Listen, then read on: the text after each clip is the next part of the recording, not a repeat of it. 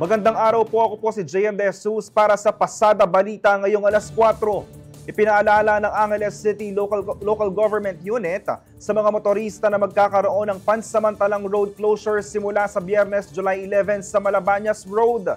Magsasara rin ang bahagi ng La Pieta sa Barangay Santo Cristo at Barangay Pulong Bulu sa Martes, July 15. Ayon sa Angeles Electric Corporation o AEC, ang pagsasara ay para sa underground piping at pagpapalawak ng Philippine National Railways right-of-way na bahagi ng kanilang proyekto para sa mas maaasahang electric transmission lines.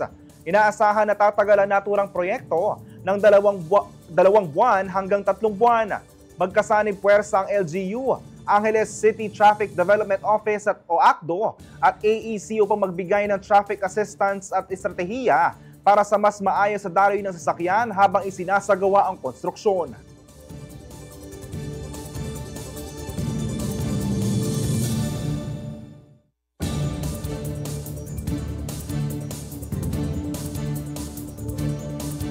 Sa ibang balita, posibleng umabot ng hanggang Setyembre ngayong taon ang pagsasaayos ng ma-impis portion ng MacArthur Highway sa City of San Fernando, Pampanga.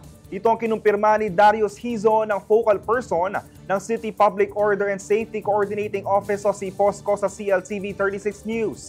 Mula sa dating target completion date na July 2025, sisikapin umunong tapusin ng kontraktor ng Department of Public Works and Highways ang proyekto sa loob ng 2 buwan.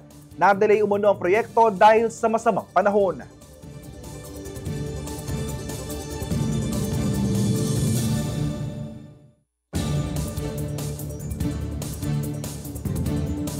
Abangan ang iba pang mga ulat sa CLTV 36 News mamayang alas 6 ng gabi. Ako po si JM De Jesus. Magandang araw.